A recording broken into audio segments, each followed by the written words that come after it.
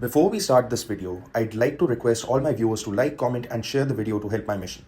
And don't forget to subscribe to stay updated with the latest videos from the Millennial Bard.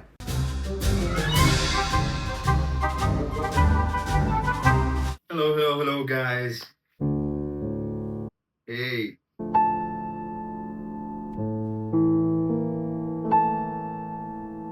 Welcome to the latest episode of the Millennial Bard. We're going to review The Falcon and the Winter Soldier.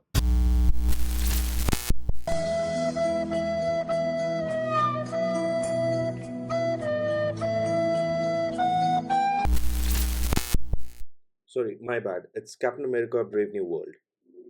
Now, at the time of recording this video, it's been one whole week. Initially, I thought I'd do a video as soon as I stepped out of the theater, and I wanted to do a review video in a couple of days after watching the movie. I thought that I should give it some time because I wanted to absorb the movie at a deeper level, sit with the movie for a bit, think about the things that I liked, I did not like, what are the bits and pieces that were really memorable for me. And also, I wanted to have that kind of liberty where I could just be very candid and very raw with my review for this film. I wanted to have that liberty where I could talk about it in a way that I wouldn't be worried about spoiling it for someone who hasn't watched the movie yet. Now, over the next few minutes, I'm going to be taking you through this movie and discussing the highs, the lows, the memorable, and the forgettable parts. I'm going to focus more on what I liked about the movie rather than what I did not like. In the next section of this video, I'm going to go into my expectations and my concerns before I watch this movie. If you haven't, now is probably a good time to go and check out that video. Okay, so the moment of truth is here. I'm gonna give you a run through of what my experience was like. Right off the bat, here's the first thing. I'm just going to get it out of the way. This movie is a lot better than the reviews are making it seem. The score it's received on Rotten Tomatoes or the score that it's received on IMDb, I think they are not at all justified. They kind of make it sound like this movie is almost like Thor Love and Thunder, but in my opinion, it is a lot better. Is it one of the best movies Marvel's ever done? Is it in my top 10? Definitely no. It is also not the worst. If you go in to watch this movie and you manage your expectations, I think this is a fun watch. This is a movie that you would enjoy watching in the theater. Just grab your popcorn, grab a large Coke, and just get comfortable in your seat. This movie had a lot of moments. It brought a lot of joy to me, and I think it's also very important for me to mention that while I was on my way to the theater, I was like 30% excited. Once I got settled into my seat, with my popcorn and my coffee and my Coke, I was in a much better space. I was like 80% excited about the film. When I was going into the theater, I only had one thing in my mind, that I am just going to watch a movie that I want to enjoy. I want to see some action. I want to see a political thriller. I want to see these great characters that I'm aware of, that I've been following for the past 10, 15 years. That was that. I really kept my expectations relatively low, like Mary Jane said in Spider Man No Way Home. If you expect disappointment, if you expect disappointment, you won't be disappointed.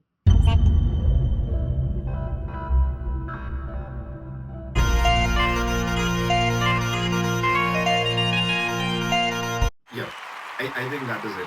And I think that was the case with me. There was a whole lot of expectations from this film. And by far, out of all the trilogies that Marvel's churned out, Captain America trilogy arguably has been the best one. I mean, it is my favorite trilogy out of the lot, closely followed by Guardians of the Galaxy. I think that was a very different story, and that story kind of found its end in Avengers Endgame. And then with Falcon and the Winter Soldier, I think we just embarked on this new journey with a new Captain America in the form of Sam Wilson. Now, compared to Falcon and the Winter Soldier, Sam Wilson looked a lot more comfortable. He looked very natural, and it was so nice to see him just come to terms with being Captain America and really stepping up to that mantle. Now, in my last video, I talked about 5 things that I was really excited about going into Captain America Brave New World. And I also spoke about 5 things that I was concerned about. So, what I'm going to do is, I'm not going to spend a lot of time talking about every single aspect. It was at this moment that he knew.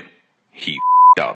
Now, one of my expectations was this was going to be Sam Wilson's first proper outing as Captain America. I did preface that Sam Wilson in Falcon and the Winter Soldier, he was kind of on his way to picking up the shield. He hadn't really donned it yet. And I think that series really put it into perspective that he is trying to come to terms with wearing that uniform and taking on that title. But I think this movie really it served well on this expectation for me because I really felt like Sam Wilson was looking like Captain America. He did have that authority, that comfort, that honesty, that kindness in his voice. A brilliant part of this for me was the imposter syndrome, and I honestly believe it was done so much better compared to Falcon and the Winter Soldier. Now, my next expectation from this movie was getting to see those iconic Hulk characters. Of course, Red Hulk was front and center, although we only got to see the angry Hulk monster in like the last 25% of the movie. For the first 75%, we only had Captain of the Millennial Falcon. Captain of the Millennial Falcon.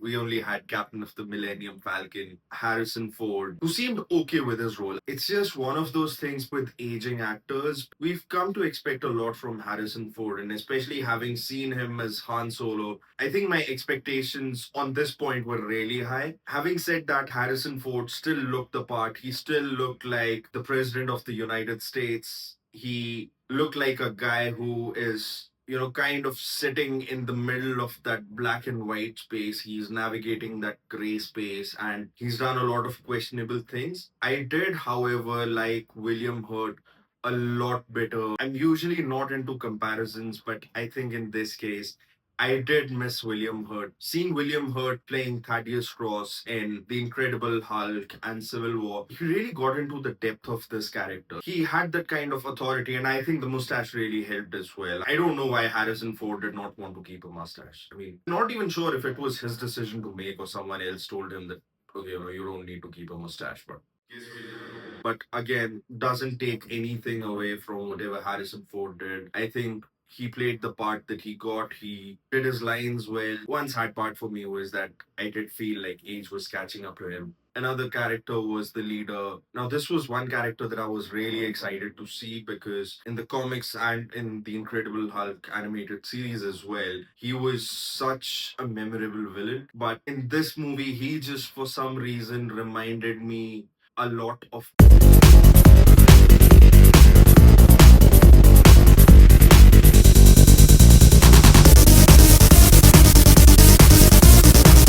and Arnim Zola from The Winter Soldier because he's just this brainy guy who's just pulling all the strings, and then you've got things like mind control. It wasn't something that we haven't seen in the MCU before. It wasn't very fresh. Another thing was I probably went into this movie expecting a very clean design of the leader, with the big head and everything. We did not get that. We got the leader with like popcorn head. Dr. Stern's the leader. He looked menacing. He looked ugly. He looked scary. He looked creepy. I don't think at any stage I respected him in that regard because I don't think the movie really went that deep into whatever he was doing. We also got to see Bruce Banner's love interest, Betty Ross, in this movie, but that too is like it was a kind of a blink and a miss. Looking back, I don't think it would have meant as much. Now, this is one expectation I had, and I'm so glad that Captain America Brave New World really delivered on that point, which was Isaiah Bradley. I think this movie gave him enough screen time and gave him some very powerful moments where you really get to connect with this character. I don't think he's that grumpy or that scared or that mopey any longer. I don't think he's that angry anymore. At the beginning of this movie, it seemed like he's coming back to normal. And then he's got a couple of dialogues about how he decides to wear the suit that he wore on his wedding to the White House. It really added another layer to that character. And when he's arrested, I think that had another two very strong dialogues for him. How that scene played out, it was gut wrenching. And in the same scene, when he's being arrested and he's put on the ground, he's requesting the officers not to ruin his suit. And because you've got that dialogue earlier, which tells about how he wore the same suit at his wedding that he's worn to the White House, it was a very strong scene for me. I think at a personal level, they kind of dissected him that, okay, this guy is not just about his traumas and stuff, but there's also that dimension that he used to have a wife, he used to have a family, and now that it's all gone. So anything that was touched by his family, he holds that sacred. Now, the next expectation I had from this movie was, is this where we're gonna see Eli Bradley, the Patriot, come into the movie? The short answer, no. If I was to give more detail, I think this movie had enough of its own, and I don't really think I missed Eli Bradley not being there, or I did not miss a new character getting introduced in this film. And then my final expectation from this movie was Adamantium. And I think Adamantium was a very essential part of the story. And there was like a brief presentation in the beginning of the movie where we hear President Ross talking about adamantium and how it varies from vibranium. There was not a lot of detail there, but I think for a fan like me, I was just happy to hear the name adamantium out loud in the theater. Although I'm not gonna lie, I think there were a lot of people that I heard just going. So I think that really landed well with the audience in general. But with Adamantium again, we did not get to hear about military projects like Weapon X program or anything of that sort. I think what we got was just a very brief introduction to Adamantium and just like a very top level overview of Adamantium and how it is going to find applications in the future. So, in terms of what my expectations were and what I got in that theater, I don't think I'm disappointed at all. I mean, I had certain expectations like Eli Bradley or maybe a mention of Wolverine or Weapon X program. But I think that I myself was just treating those as bonus points. Because for me, Isaiah Bradley, Sam Wilson, I really wanted the story and the movie and the plot to do justice to these two characters. Although I will say I was a little disappointed with the Hulk characters. I think they could have played out well, but there was so much going on that there was a point where I essentially felt like, okay, maybe this is not a Captain America film. Maybe this is an Incredible Hulk film where you've got the Captain coming in every now and then. Next, I'm going to talk about the things that I was worried about. The first thing was the recent MCU performance. I think that is a problem at a very macro level. This movie also came at a time where, with the entire political narrative and the political situation going on. And I think in recent times, we've also seen that a lot of good movies actually get review bombed for reasons we learn about later on, once the movie's gone for like 2 months, 3 months. This is not the worst movie in this phase. Hell, I'd say it is not the worst movie in the post Endgame era. I think this was probably one of the better ones. It is no Spider Man No Way Home, it is no Guardians of the Galaxy 3, but I think this is still a good movie. It is a fun movie. And I really appreciate the intent with which they made this movie and what they were trying to achieve. Reach for the stars and you'd at least land on the moon. I think it was that kind of a situation. If we isolate this movie from the rest of the MCU and just watch this movie as its own thing, it is not disappointing. I came out having a good time sitting in that theater for close to 2 hours. I got everything that I wanted from this movie, or at least everything I needed. The next thing I was concerned about was the reshoots and the constant rejigs and the recastings. There was a lot that moved behind the scenes with this movie. Essentially, the movie that we got in the theater is very different from Captain America New World Order as it was conceptualized. I honestly don't think I hold that against this movie. Yes, I would admit going through this movie, I could see some of those seams and I could see some of those marks where the patch different things together. But I don't think it made any difference to my movie watching experience or my MCU experience, because if I hadn't known about this news, I think I would have still enjoyed this movie. Certain things that they changed in their writing, like with a character who in the comics is an Israeli superhero, and they decided to do away with the entire Mossad story in the rewriting process, and they decided that they would just attach her to the Red Room from Black Widow. That was a great creative call. Of course, you've got to feel for someone like Seth Rollins, who's a WWE superstar, who's so famous and so popular around the world for whatever he does in the ring. Him just getting entirely cropped out of the movie with Giancarlo Esposito coming in as the sidewinder. It was a decent trade-off. If you take out Seth Rollins, but you're still giving me a Giancarlo Esposito, I don't think I would hold that against the movie. The reshoots, the rewriting, I think it worked for me for the most part. There were bits and pieces like the ending scene with the raft where Betty Ross comes to meet Thaddeus Ross. That scene kind of felt forced to me. I mean, I could have lived without that as well. So all in all, I think it worked out. It worked out for the better. Now, the next thing I was worried about was Falcon and the Winter Soldier, and I was concerned that this movie, if it is very similar to that show and it is too deeply connected to that, it could be a problem. Thankfully, the director of the movie, the writers, they decided to pick up the best parts, the best pieces from Falcon and the Winter Soldier and retain them as the spirit of this movie. And they picked up a few other things from other Captain America movies to make this an overall great experience. There was a fair bit of talking, but I think we were saved that 10-minute sermon that we received at the end of Falcon and the Winter Soldier. So I think that's a big victory. I really liked was Sam Wilson as a character, how we saw him in Falcon and the Winter Soldier, and how wordy and how talkative he was.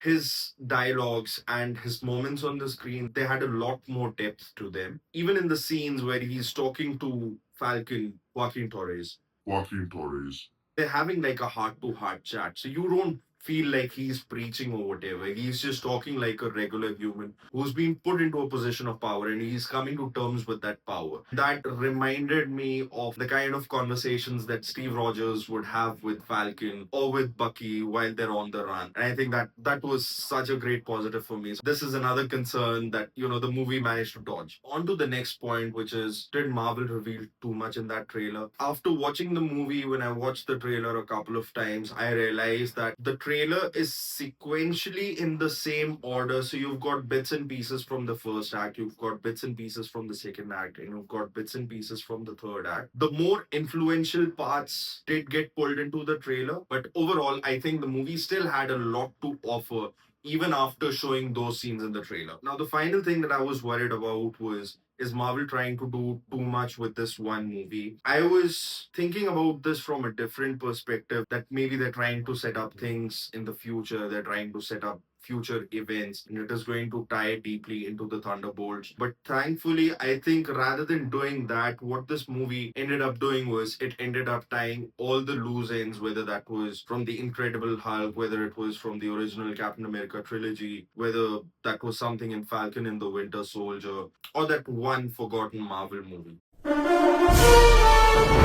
So that was the good part. But on the other hand, I still felt in that movie like they were trying to do too much, because that whole Red Hulk thing, it was more of a fan service. It did not really contribute to the story that much for me. Because even if Thaddeus Ross isn't going to turn into the Red Hulk, I think him being manipulated and him taking some hasty political decisions or some really bad decisions on his way to the White House, it would have still worked just as well for me. I think it was just the theatricality of it and just trying to create that buzz. So this way you could bring in the Hulk fans into the movie theater as well. So that whole part, or the entire father-daughter thing that Ross is constantly talking about, I think those are the things that felt like they were burdening the movie. Like I could have done without those bits and probably had a bit more of the leader in there, or more of Sam Wilson's adventures. Anything else? Having said that, it's not too bad. I mean, it's still something that was fun to watch on the big screen, and given a choice, I wouldn't take it out of the movie. So my final take on the movie, it is not a great movie, it is not the perfect movie, but it is still such a fun watch. It reminded me of the times from phase 1 and phase 2 and phase 3 of Marvel, where you could just go into the theater to watch a good movie, where you did not really have to worry about the interconnectivity of it all, the canons, what are the events being set up in the future, and what are the new characters that are going to pop up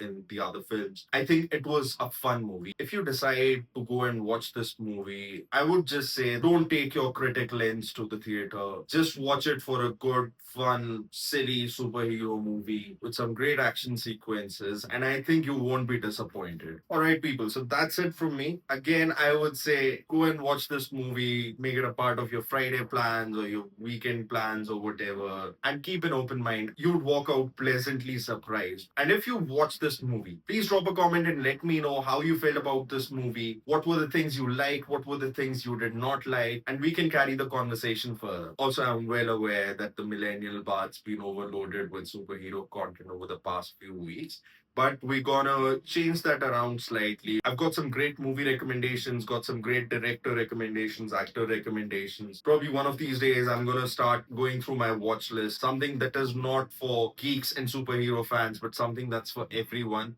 So that should help you with your watch list as well. So whenever you're fumbling around on Netflix and Prime,